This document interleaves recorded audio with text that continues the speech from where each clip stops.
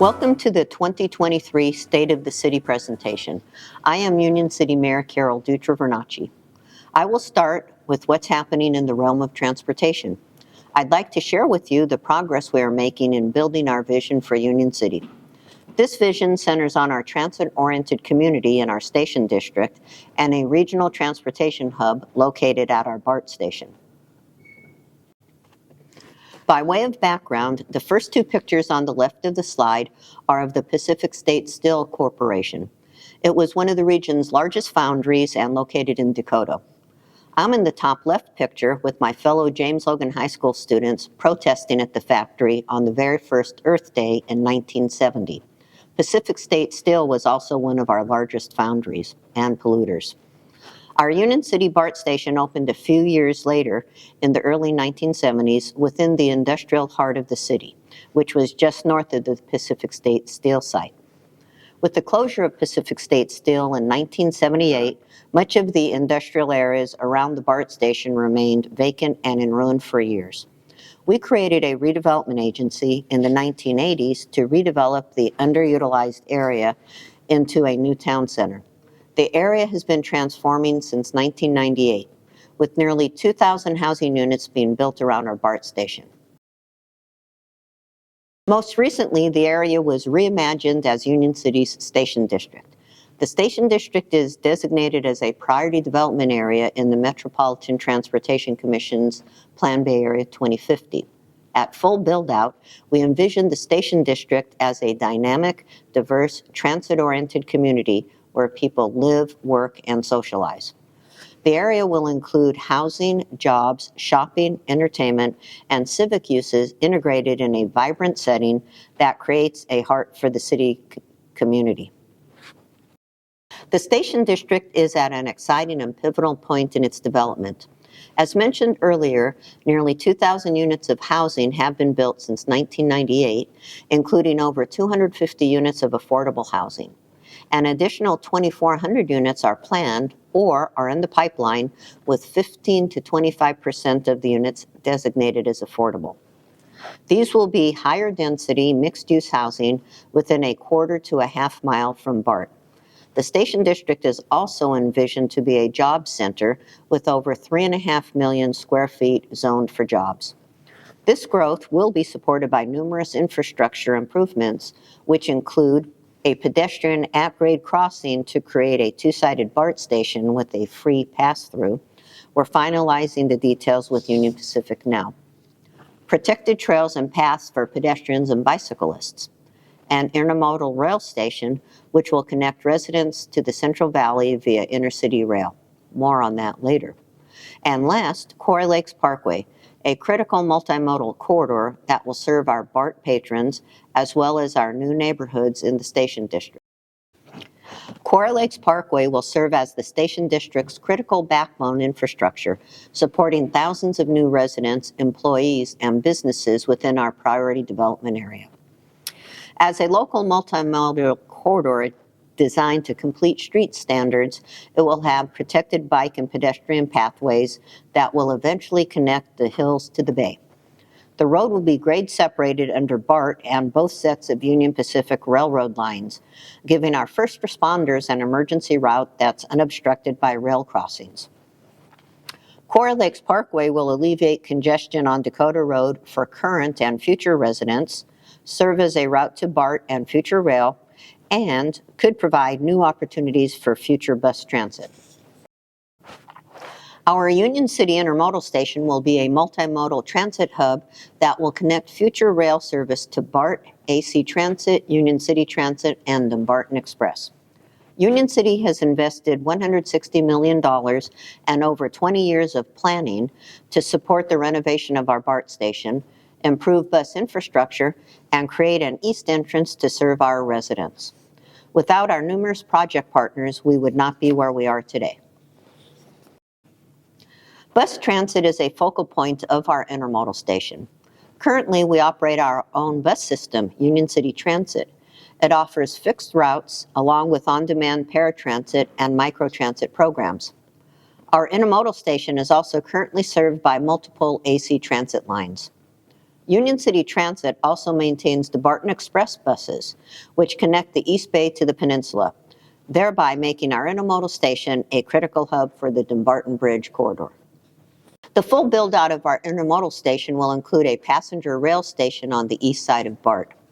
The South Alameda Integrated Rail Study, led by MTC and the San Joaquin Regional Rail Commission, identified Union City BART as the most viable location for a rail-to-rail connection between BART and intercity rail run by ACE, Altamont Commuter Express. The passenger rail station will connect to Chico in the north and to Merced in the south, and eventually high-speed rail through existing rail infrastructure. This has been identified in the state of California's rail plan. ACE's intercity rail model will serve families and leisure trip visitors and will complement the planned future Valley Link commuter rail system. We started with a local vision to revitalize underutilized land around our BART station into a town center for housing and jobs. Since then, the Station District has become a stunning example of transit-oriented development, with over 4,400 units of housing built or planned within walking distance to BART, bus, and eventually rail lines. Residents currently commute from Union City on buses that cross the Dumbarton Bridge to jobs on the peninsula. With the addition of ACE and intercity rail, residents will be able to take trains to communities throughout the mega region. I believe Union City is becoming a poster child for MTC's priority development areas and the MTC Plan Bay Area 2050's shared vision, that the Bay Area is affordable, connected, diverse, healthy, and vibrant for all. This was by no accident, as we always considered our local vision within a greater regional context. Therefore, we believe the Station District and Intermodal Station will be a great asset for the residents of Alameda County and beyond.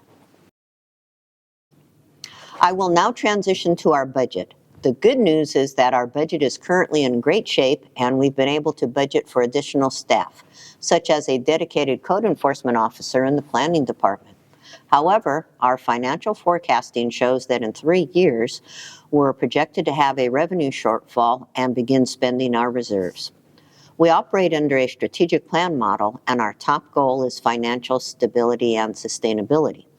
We are having conversations now about how to increase revenue and control expenses to avoid that shortfall. Speaking of our strategic plan, in 2019, the City Council adopted our first ever 5-year strategic plan. The plan is used to focus on and direct resources on the city's most pressing issues.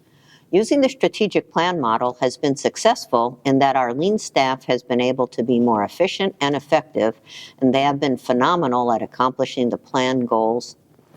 And those goals are Goal A, financial stability and sustainability. Goal B, governance and organizational effectiveness.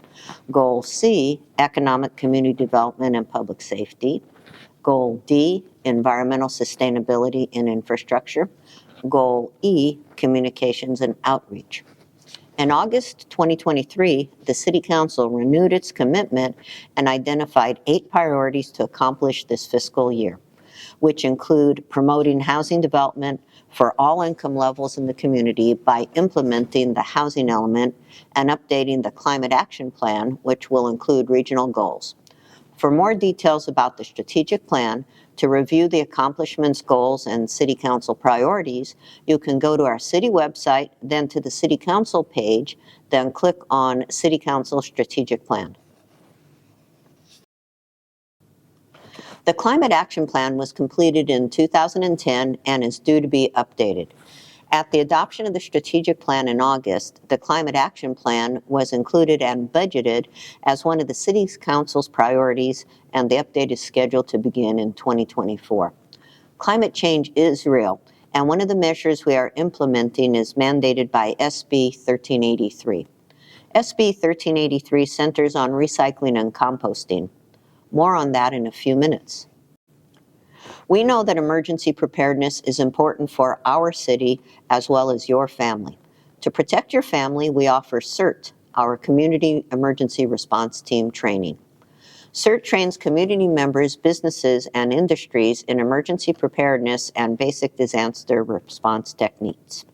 CERT is about readiness, people helping people in a positive and realistic approach to emergency and disaster situations. For more information, check out our city website. Since the winter storms earlier this year, we've been preparing all year long to prevent what happened this past winter with street flooding and downed trees. We're working closely with county flood control districts to keep drains clear as we get ready for future winter storms. Recycling and composting properly are not only required by California's Organics Reduction and Recycling Law and local regulations, but these practices reduce methane gas emissions, a potent climate change contributor, ensures new products can be made from recycled and composted materials, conserves natural resources, and benefits our economy. Proper sorting makes a difference. It's important we do our part. When in doubt on what goes where, find out by visiting unioncityrecycles.org. I'm often asked why we continue to build housing. It looks like we have enough housing and it's becoming crowded. The state of California requires each city to have a housing element, a document that outlines the goals, policies, and number of homes that must be built that will help plan for the housing needs of all segments of Union City's population. Therefore, we're planning to build more high-density housing to meet the needs of the community and the state's requirements. You will begin to see this development in the Station District area of the city. We recognize that homelessness is of high concern. Through the strategic plan, we were able to budget for and hire an additional staff person for the homeless program in our Community and Recreation Services Department. This employee, in coordination with the full-time homeless program coordinator, faces a huge mountain of work and demands.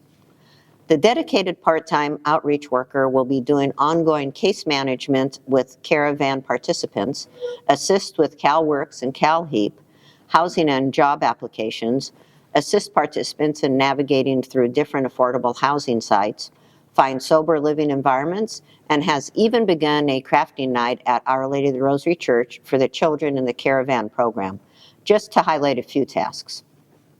In addition to this, our homeless program provides referrals to health and legal aid services, distributes food, clothing, and tents, visits camps to meet individuals, distributes resources, coordinates with the business community, public agencies like Union Pacific Railroad and Caltrans for camp cleanup, and provide basic pet services. Right now, they're getting ready for the point-in-time count in January of 2024, a countywide initiative to count our unhoused population. The City of Union City has been able to leverage both its CDBG, which stands for Community Development Block Grant funding, and general funds in order to serve 14,216 Union City residents through a variety of public service programs. In fiscal year 22-23, the city was able to fund 11 public service programs through different nonprofit partners, providing services like emergency shelter, fair housing and legal services, daycare, food programs for seniors, and other supportive services for low-income Union City residents. The city has also been able to provide approximately $290,000 in residential rental assistance for Union City residents struggling with rent due to the COVID-19 pandemic and minor home repair. Currently, the city has been able to assist 62 households representing 227 community members throughout the city with rental assistance to keep them housed. These federal and county dollars fill the needs of our community directly. Organizations that received CBDG and general fund monies include Kindango, Echo Fair Housing, Abode Services, Union City Family Center, CRIL, which is Community Resources for Independent Living, and Centro de Servicios. Our police department has created a new district policing model. It is a policing management system that will break up the city into smaller areas known as districts to improve their ability to interact and understand the needs of the community. This plan will increase patrol accountability and beat knowledge, improve early identification of emerging criminal and community problems, and foster increased communication and information sharing with those we serve.